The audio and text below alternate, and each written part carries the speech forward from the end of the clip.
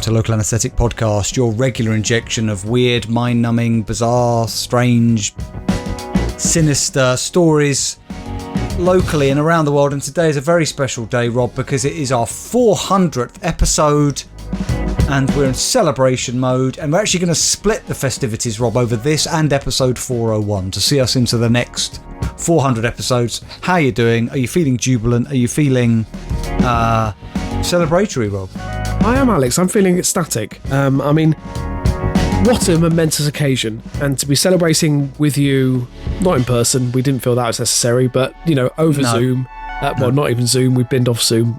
That you don't need to worry about that. But yes, obviously, looking back over the years, we've covered so many stories. It is difficult to I mean, in most cases, it's difficult to call to mind stories we did last week.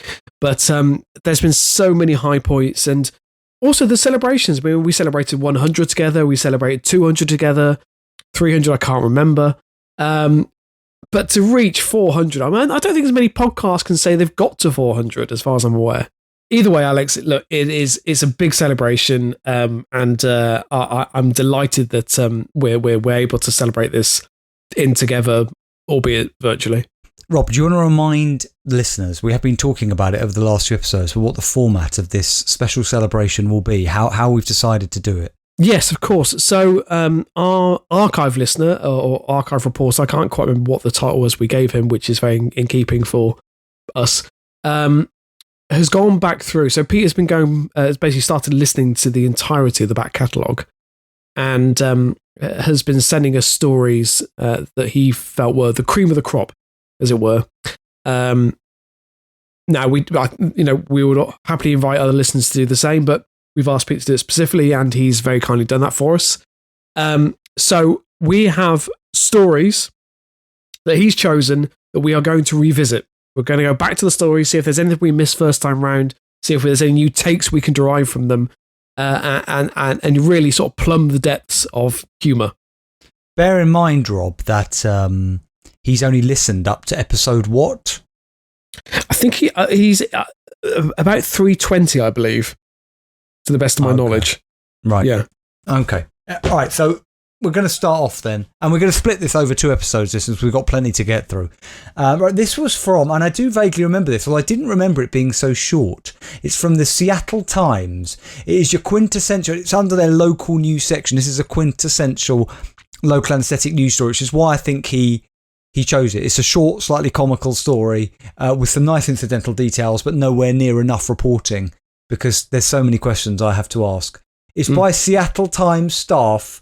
It was originally published in 2011. Now, we only started the podcast in 2012, so that makes me think that we must have cottoned onto this story somewhat late in the game when we covered it. Headline: Man with dead weasel-like creature accused of hoquiam assault.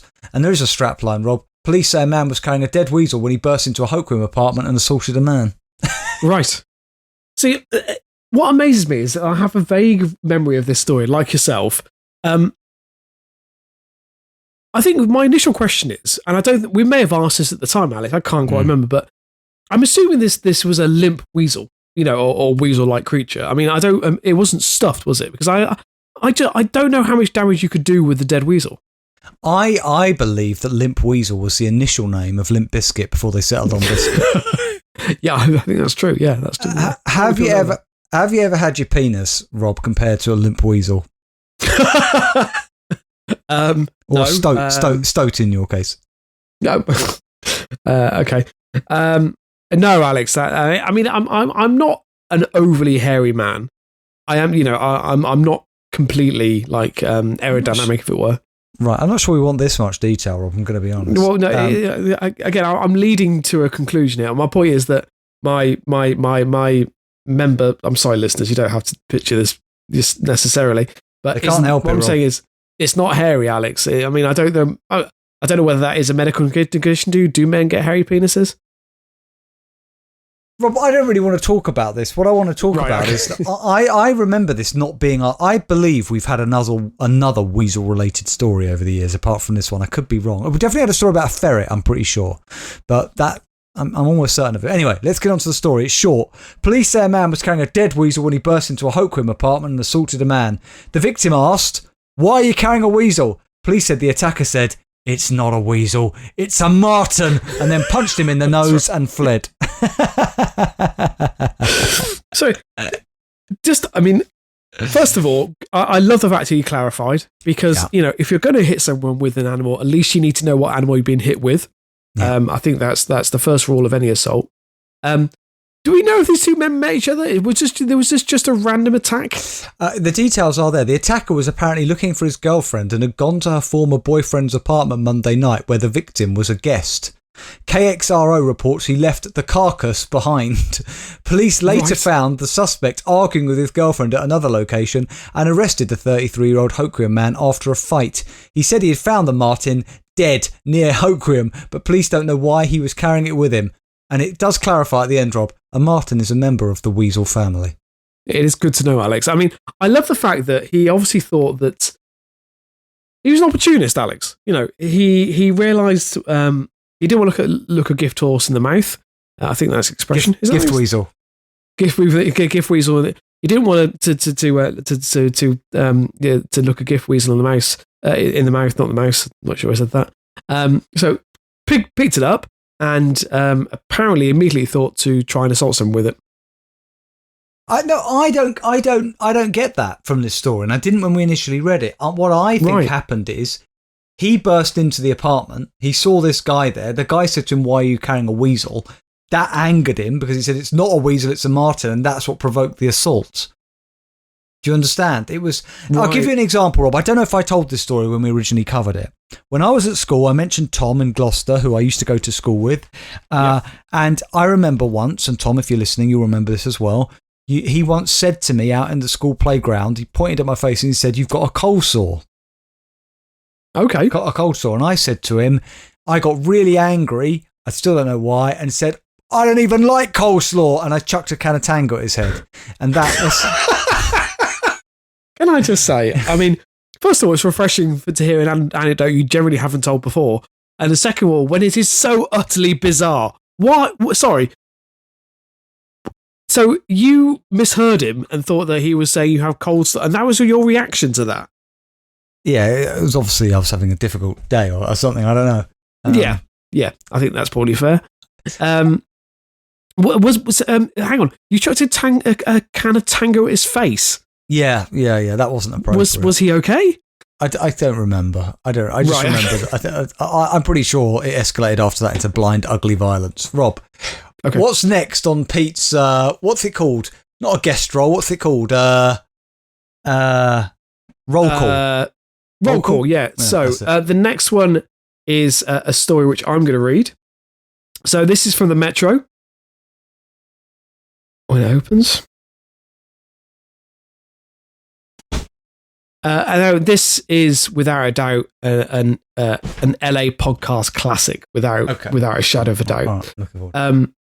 Also, I must admit, Alex, I don't know why, and I think I might shoehorn it in. All this talk of weasels and martens made me think of something we've missed, and I think we should revisit. So, I think we should go back to Parker's beaver story. Right, have we got that on the roll call? I'm sure I can add it in. Would you like to go back to it? Because I think I would. I don't know. Yeah. I remember Parker. Yeah, Parker from Virginia. If you're still listening, if you're okay, let us know. But yeah. Yeah. I might shoehorn that in as well. So this is from the Metro, as I said, from the 23rd of May 2017, by Joe Roberts. And even now, this just asks so many questions. Mother and daughter tricked into licking feet of Pound Ward staff who rode them like horses. Yeah, I do remember. Well, I don't remember the details, but I remember this really bizarre story. Was it Poundland? This happened? It was Poundland, yeah. Pound World, Alex, the sadly defunct Pound World. What year? 2017. Right, victim of COVID, probably. Yeah, quite possibly. So Naomi Desmond, 24, and a mother, Pamela, who has one arm. Don't remember that. No, hang on. I remember us stopping there. Read that sentence again. It can easily pass you by. Yeah. So Naomi Desmond, 24, and her mother, Pamela, 55, who only has one arm. Right. Okay. So okay. It's a lovely attention to detail, the fact they've included that, and also the fact that I think if you were being ridden around like a horse by an employee of Poundworld, it would be difficult to do that with only 3 limbs. It would be. That is correct. We need to bear that in mind. So they were doing some last-minute holiday shopping when they fell victim to a bizarre con lasting 2.5 hours. Sorry, that's a long time. Yeah. The more I revisit the story, the more I think, what the fuck was going on? Okay. I can't remember. No. Okay. Okay. So, the pair now want to sue Poundworld after the discount giant offered them a £200 voucher and an apology in return for their ordeal. Can I just say, Poundworld, well, we don't know what happened yet, Rob, and I can't remember, but Poundworld should have offered a £1 voucher.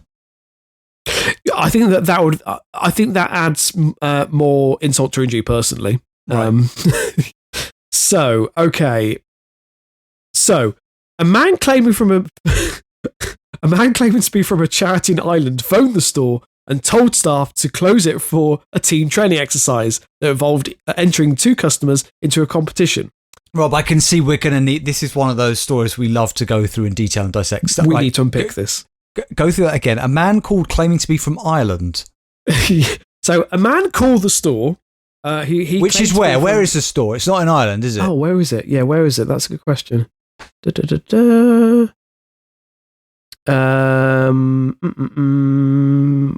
not actually name...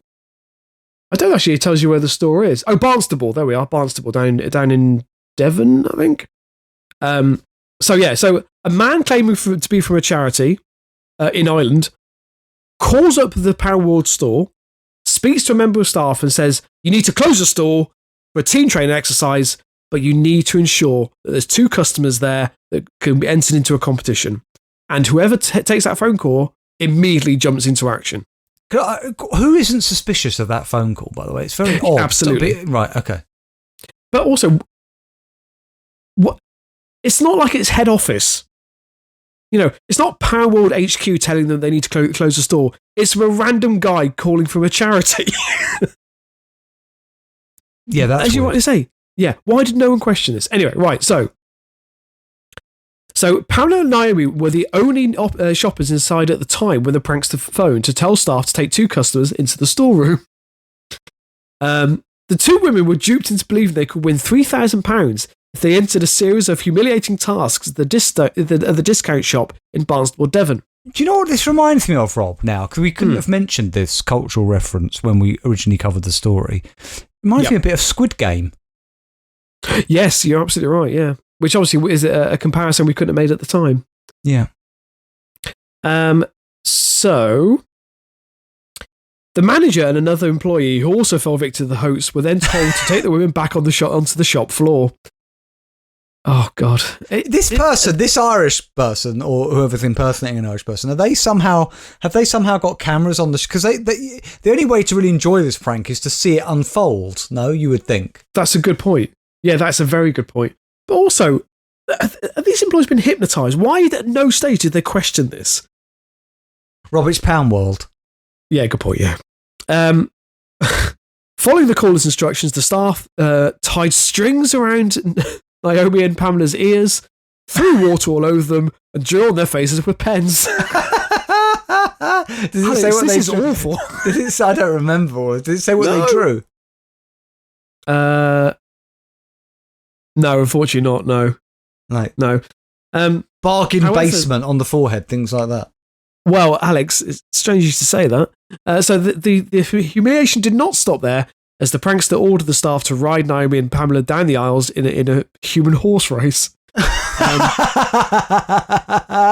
I just say, a human horse race is a good episode title? It is absolutely a good episode title.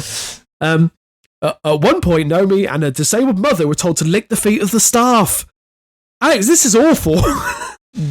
So hang on. At what point can you imagine one of the staff members going? So this Irish guy's like, right, and now because the part of this competition is you've got to ride them in a human horse race down the aisles, and one of the pound was like, but one of them's only got one leg. Was it one leg or one arm? One of them's only got one arm. One arm. That is a substantial handicap in a human horse race, isn't it, Rob? I mean, how would you even do that? Yeah, that's a good question. I mean, if she, because you're supporting, basically she's supporting the weight of I'm assuming a grown man on her back with only 3 limbs. Also, what was in that conversation? It's like, Mike, just checking, which charity did you say it's calling from? Why did that conversation not take place? Yeah, Rob, you know, like where they look at like where they always talk about learning the lessons from an incident. Yeah, yeah. Like there are so many steps here that where something should have happened but didn't happen. What is it called? Multiple points of failure. Really? Yeah, and what's I can't remember what's that condition where you basically disassociate from the orders you're being given. I can't remember what it's called. Well, yeah, no, well, just that you just yeah. There's a condition which I can't think of what it is, and it's going to bug me. Anyway, look, it gets slightly worse. Are you comparing Poundland workers to sort of Nazi officers? Alex, I was trying not to use the N-word. Right. Okay. But not that N-word, just to make that absolutely clear. But yeah, I was trying not to raise that, but effectively, yes. So throughout the ordeal, the staff had to refer to the 2 women as ugly and beast. Right, this does show you how Nazi Germany could have happened. It just showed that good people, when they believe they're following orders from a higher authority, will do things that are unconscionable. And psychological studies have proved this again and again and again. There's a very famous study in the 60s, Rob, by a guy called Milgram in the United States. You've probably heard of it. But where he set up a lab experiment, but he told people that they were engaging in this thing. They couldn't see the other person. They were behind a screen, and they were meant to give them sort of questions which the other people had to answer correctly or incorrectly. And if they got them incorrect, the participants would give the other person an electric shock. And when a man in a white coat was standing in that room telling them to administer the shocks, they were willing to give potentially lethal shocks to people that they couldn't see just because somebody was telling them to do it. Of course, none of this was actually happening. They thought it was happening. This would have made a very interesting psychological experiment. Maybe this Irish guy was the next Milgram. Did he have did he have it published somewhere? I don't know. Quite possibly. So in return for calling these 2 women ugly and beautiful, apparently they had to call the manager beautiful lady with a promise of £50 each time they said it. So anyway, the cruel antics continued in the store for nearly 2 hours until a caller finally said the training exercise had ended. So apparently the person was on the phone. So at no point did they stop this themselves, only when this phantom caller told them to stop. And by the way, I just want to say that Rob and I grew up in the 80s and 90s, and, you know, on a weekly basis, Rob, we're used to seeing such japes and pranks, weren't we, Rob, on things like Noel's House Party and things like that. And Jeremy Beadle made a living out of it. Yeah. They would be watching this and be like, damn, why didn't I think of that? Exactly. However, minutes later, after Pamela and Naomi had left the store, Naomi got a call on her mobile from the hoaxer, demanding them to return to the store to win more money. The women returned. And when how did he get... Sorry, these are the customers. Customers, yes. How did he get their mobile number? They must have given it to him at some stage, as well as their bank account details and their mother's maiden name, presumably. Yes, I'm assuming so, Alex. But like I said, the women did return to the store, and when they found the store was closed, they were made to crawl around outside on their hands and knees, which they did for half an hour to win money. To win money. Just to win money. So this was before the cost of living crisis, of course, Rob. Yeah, Alex, can we just get a picture of this? So we've basically got a mother and daughter crawling around on their hands and knees outside. The mother only has one arm. That's important. Yes, yeah. crawling around on their hands and knees for half an hour outside a closed Pound World. That's a state, and that is a very good, Rob, metaphor for the state of modern Britain. Yes. Eventually, staff inside the store stopped the women and called the head office, at which point they realised they'd all been duped. At that point, Alex, after 2.5 hours. You imagine you're at head office after this incident. You sat round like senior management. You just be staring at each other and go, I can't think of any amount or kind of training that's going to ameliorate this. You just have to sack all the staff. I mean, how do you send somebody in to say, right, training on how not to be pranked? But you know what, like, if somebody calls you from a charity and asks you to get customers to crawl around on their hands and knees and draw on their faces and call them ugly and participate in human horse races, that is not something we want you to do. And then how would you go through all the other hypothetical scenarios, Rob, of which there are? That's one example. Can anybody think of another example? But Alex, I think you need to go step back here, because I think just whoever picked up the phone at head office and then had to ask the question, sorry, you did what to customers? They must have thought they were being pranked in head office. Yeah. Look, a member of their staff is telling them they've been riding the customers around the store, drawing on their faces and calling them ugly. I mean, they must have thought that they were going to get, as the story said, they were going to get sued to fuck. Yeah. So just to conclude, Pamela, who is apparently a hospital telephonist, which seems slightly ironic, said, at first we found it funny, like a game show. It all happened on the shop floor. Then we were asked to get on our backs and they rode us up and down the aisles like a horse. They didn't think that was odd. They didn't think that it was odd. That's part of a game show, that they were being verbally abused and called ugly and written on their faces. No. Right. But afterwards we felt embarrassed. We generally thought it was the head office.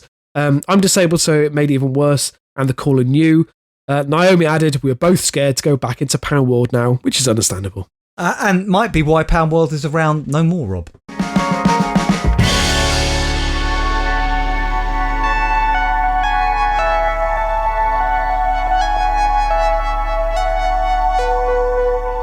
Okay, Rob, next story up on the roster. It just came to me. It's not roll call, roster. So apologies for that. It's from the Mail Online. It's a shame, Rob, that we've had to bring the Daily Mail into our celebratory podcast. Yeah. Sorry, this is what happened. Do you know what happened there, Rob? What's that? I got distracted by the sidebar of shame. Alex, you can't help it. I mean, let me try and see. Even if you condense the window, the sidebar of shame doesn't disappear. It never allows you just to read the story without the sidebar of shame. Anyway, right. Headlines is by Shiv Prema for Daily Mail Australia, published 11th of April 2019. Refugee mother who sued Woolworths for $1.3 million after she, in quotes, slipped on a shallot while looking for a constipation aid promotion, has case thrown out of court. That has to be one of our best headlines ever. And can I just say, looking at a constipation aid promotion is a very good episode title. Yeah, absolutely is. Yeah. This is very descriptive. It tells you what you need to know. But I think it's the level of detail they've gone to, because first of all, I mean, no one wants to slip on a shallot. I mean, it's a very small onion. You're going to cause yourself a lot of damage. I mean, it's quite a moist vegetable. So, it's going to cause you to slip and probably do some damage. Can I just say, Rob, that when Limp Bizkit were trying to come up with their name, in the mix was Limp Weasel and Moist Vegetable, but they went with Limp Bizkit in the end. I'm just saying. I saw this on a documentary. Right, okay. Well, I mean, Fred Durst is a very interesting character, so that's understandable. What I'm curious to know is, why didn't she lie about what she was looking for in the supermarket? Yeah, that's curious. Can I just say as well, Rob, this is the second story we've had in succession that has to do with strange happenings in shops. Yes, that's true. Very true. Yeah. So a former legal secretary who sued Woolworths, for anybody who doesn't remember Woolworths, Rob, do you have fond memories of Woolworths growing up? They're closed down in this country now, but basically they were kind of known for pick and mix and just kind of selling everything else, like everything. Yeah, literally any old shit. CDs, toys, clothes, that kind of thing. See, back in my school days, when we reached I think it was year 10 or year 11. No, it must be year 10. We were allowed to leave the school premises and go for the walk into local town to get, you could buy lunch from town. And myself and my friend James would always walk to Waitrose, Woolworths. There wasn't a Waitrose. We went to the Woolworths to buy our lunch, and that would mainly consist of a can. Do you remember they have the small? They used to have the small cans of any sort of fizzy drink. Yeah, they were like the ones you might find in hotel minibars, small little cans. Exactly that. Yeah. So it would be probably one of those, a packet of crisps and some sweets. That would be our lunch for the day. I really do wonder how I managed to get to this age. So do I, because the stuff I used to eat for school lunches, must have lifelong effects, Rob. Neurologically, physically, it was the worst shit every day throughout secondary school. Because for us, Rob, we were allowed to leave the playground to go to a burger van that parked outside. There were two brothers who had burger vans, but had obviously had a falling out and were very much in competition with each other. I want you to imagine a burger van, Rob, with just so no orderly queue, just a mosh pit in front of it, everybody jostling. So some of the kids who were very weak and not very assertive would end up not getting served for the whole lunch. Yeah, we used to have the same thing. It wasn't a burger van. We had an ice cream van, the park directly outside the school gates. That's what it was, but it happened to sell burgers. Yeah. Which sold, not ice creams, but crisps, sweet, basically any old shit. So you didn't fancy the walk into town, you could just buy it there instead. But also, I have very, very fond memories of the blueberry Panda Pop. Do you remember Panda Pops? Very well, Rob, yeah.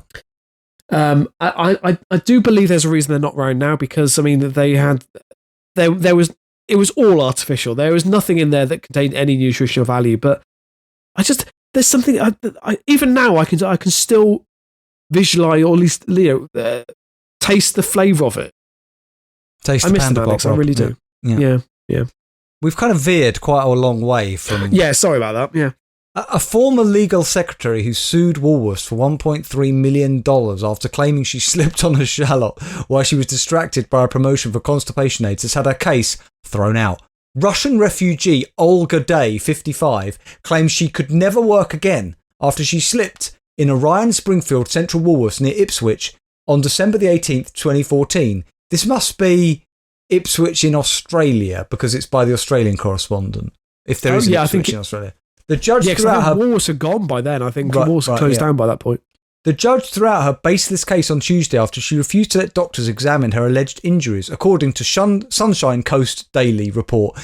Sunshine Coast Daily doesn't sound like an Ipswich UK-based publication, does it?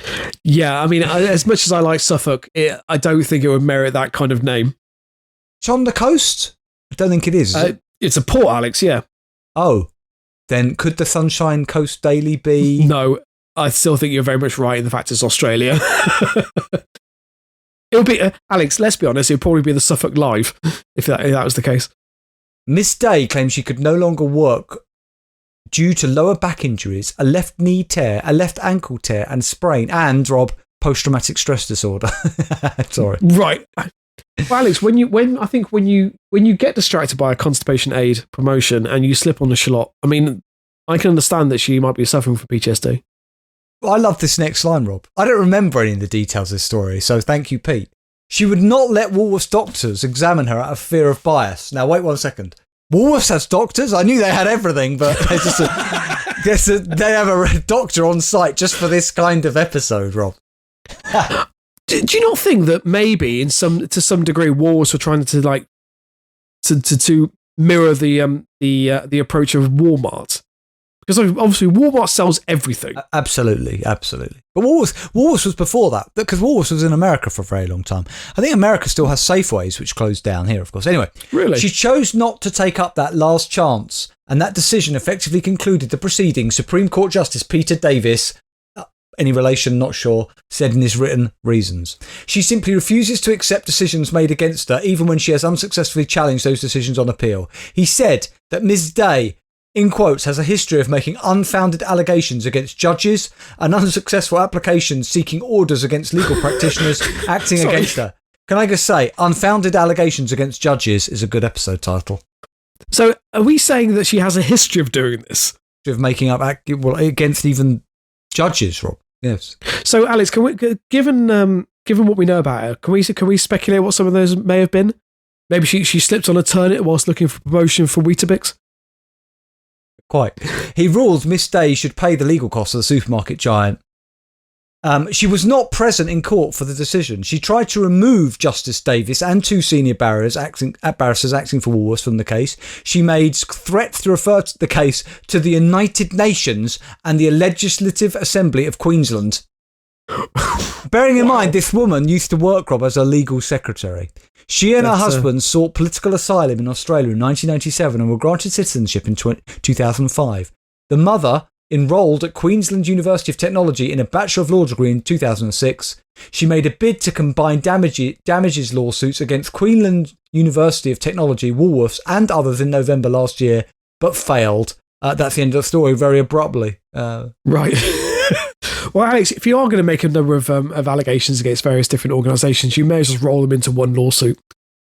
There is one comment that I want to read out from the Daily Mail. It's by Reese987, who just simply asks, what does being a refugee have anything to do with this? And to him, I'd say, you're a Daily Mail reader. Being a refugee has everything to do with this.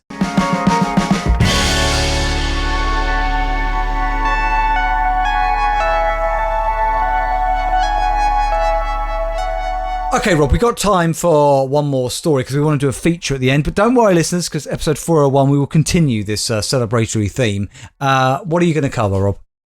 So, Alex, I've managed to find the story from Parker, and there was a reason that I knew I wanted to feature it. All right. So, Parker, I don't know whether you're still listening. It'd be great if you are, but this does go back a bit. So, this is from the Washington Post. I genuinely mean this. Because of Parker, I now forever, when I hear the name Parker in whatever capacity, I associate Parker with beavers in my mind. They are linked now forever. Yeah. So hopefully one day I'll own a beaver called Parker. Also, by the way, I've been meaning to say this for a long time. If we ever had an autobiography of this podcast, it would be called Can I Just Say? Because I think that's the phrase we both use. Be good. That would have been a good name for the podcast, yeah. Yeah, it would have been. We use it in an exorbitant amount. Anyway, so this is by Dana Hedgepeth. Good name. From the 21st of September 2016. Beaver comes out of water, bite man's shoe, man punches beaver in head. Got to feature these animal stories. I don't really remember this. We've had a lot of stories similar since. Parker started off a trend. But okay, let's hear it. It's only a short story, unfortunately, Alex, and it's one of those that really needs more. I mean, I know the Washington Post have better things to do with their time, but anyway. So, a beaver bit a man as he stood by the edge of Lake Falls Church in Virginia, and the man punched the animal in the head. Police in Fairfax County said the incident happened on Sunday evening when the 52-year-old was standing near Fairview Lake on Montauk Court and New Province Drive, just off the Lee Highway, near defense contractor General Dynamics facility. Why is that relevant? Very relevant. They could be doing beaver experimentations. They could be trying to make, Rob, an army of beavers. How terrifying would that be? In the future, Rob, the history of humanity will be fought between AI robots and super beavers. I'm telling you now. Also, I have to say, the fact it's called General Dynamics is so vague in terms of what they do. General Dynamics is what became Boston Dynamics. What you're saying is that they failed on the beavers, they moved on to robots. Exactly. This isn't working. It's not working. This cyborg beaver doesn't work at all. But how terrifying is that, Rob? Cyborg beaver. Yeah, it really is. So apparently the beaver came out of the water, police said, and bit the man's shoe. He tried to get the beaver off and punched it several times in the head. Rob, can I just say, though, why this company was experimenting on beavers in the first place? Do you know why they thought they'd make such good soldiers? No. Because beavers don't give a damn. Alex, that's exceptional. Thank you. For the 400th episode, we needed a good joke there. Okay, anyway. Unfortunately, I mean, factually, it's not correct because beavers do give a damn quite often. I mean, their whole sort of raising deck that's about part of the joke, Rob. It's all a bit of a play on words, Right, okay. Apparently, the beaver did not break the man's skin, but he suffered a cut to the head, a cut to the hand that Sorry. He suffered a cut to the hands that he used to punch the beaver. So apparently he was hitting the beaver so hard in the head, he cut his own hand. Yeah, on the teeth, Rob. They're sharp. And then he's just point, then the blood. So he's got a bloody hand punching a bloody beaver. Did he kill the beaver? It doesn't say, Alex. Yeah, it doesn't say. But can I just point out, by the way, so the beaver bit his shoe, not causing any injuries, but he repeatedly punched a beaver in the head to the extent he cut his own hand. Yeah. So I would almost argue that the victim is the beaver in the situation. Oh, no. The man responded to provocation, clear provocation, Rob. You're right, Alex. Apparently, the authorities said the beaver was not caught, so it was not tested for rabies. The man is expected to receive treatment for rabies as precaution, police have said. That's the end of the article. Well, we've had many stories. Cougar attacks, bear attack.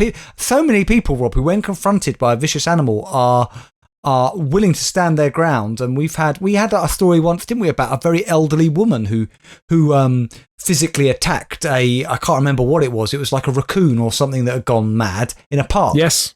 Lots of stories like that. Parker, if you're out there and there are any more, send them along. Right, Rob, before we bring this episode to a close, you were reminding me about different features we've had over the years. So what different features have we had? We've had Round the Campfire. What was that? That was where I'd play some sort of campfire sound effects and you would...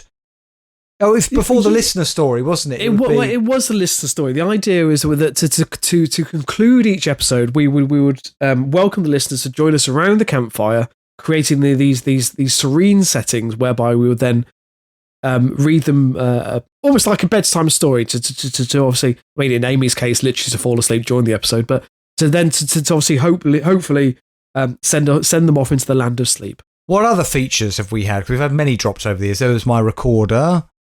We've had spelling the anaesthetic. So at the beginning, listeners, when we first started this podcast for quite a while, we were aware that a lot of people wouldn't be able to spell the word anaesthetic. So we would spell the word anaesthetic at the end of the episode according to a theme. So it could be sweets, and Rob and I would have to come up with... Well, we could do that today, Rob, actually, sweets, because we were talking about sweets. Let's do that. So we're going to finish today by spelling the word anaesthetic phonetically, but also Rob has asked me to unsheath my recorder for maybe the last time. So, Rob, for you, I know you like to see it pop out.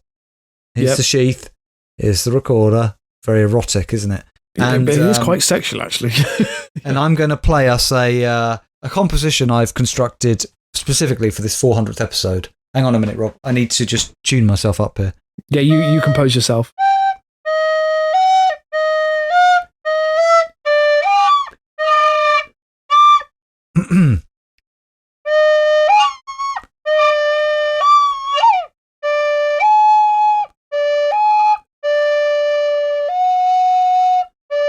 Okay, right, I've got it. Okay. Right, okay. Here is the composition for the episode, 400th.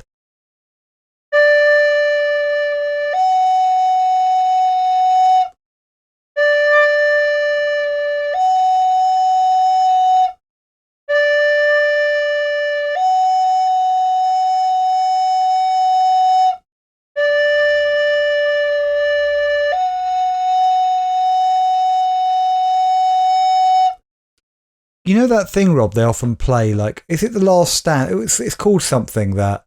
Yeah, The Last Stand, yeah. Yeah, that was basically my rendition of it for the 400th episode. Not saying we're dying or anything, but feels... I have to say, Alex, I actually quite enjoyed that. See? He's aching for it back, the purple rod.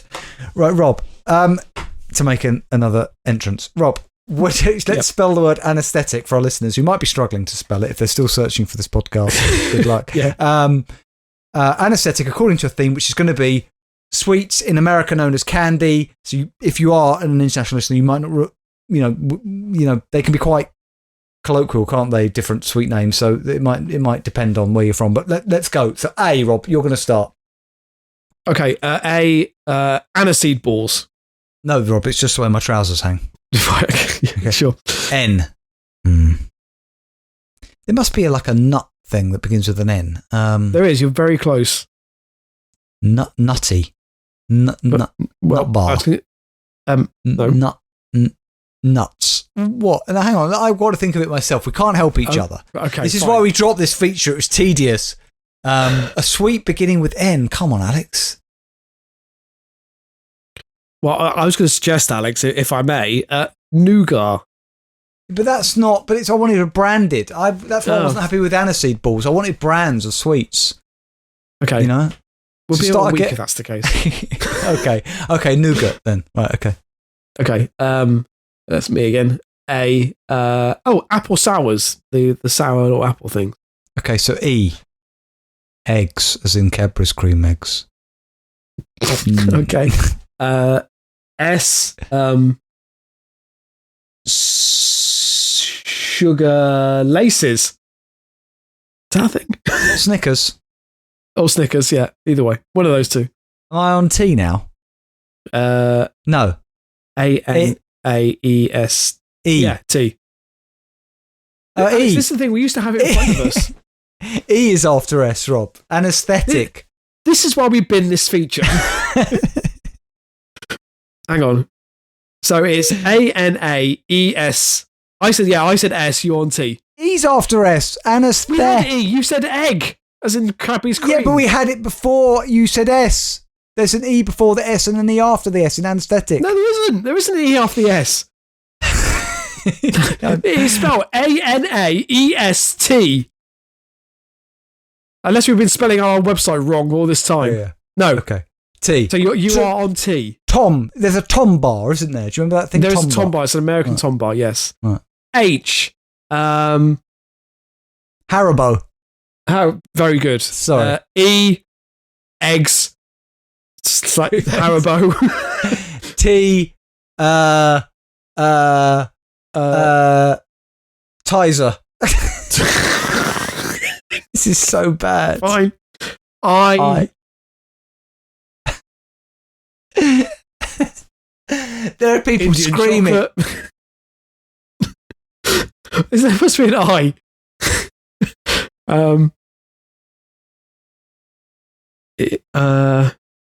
I, as in I can't think of anything, and C, chocolate. Hang on, crab. Crab.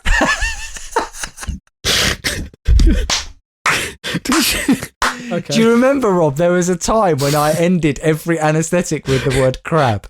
Yes, I do, which is why I'm laughing. Chocolate crabs. Crab chews. Everyone loved a good crab chew, yeah. Gummy crabs.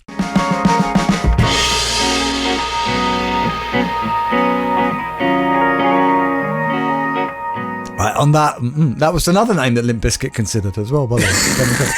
on that note, we bring this episode 400 to a close, but we wanted to enjoy it so much, this is going to roll over into episode 401 next week. We look forward to seeing you there, everybody. Thank you for being here for these 400 episodes. We hope you're with us for 400 more. Go to the website, LAPodcast.net. From there, there's a donate button in the top right-hand corner, somewhere like that. And please leave us a tip, leave us a donation, rolling donation, or a one-time donation. It would really help us out. We'd really appreciate it, so we can continue producing this quality product. I think you would agree. God bless. Thank you and goodbye. Let's keep it local. Oh right, yeah, keep it local. That was it. Cool.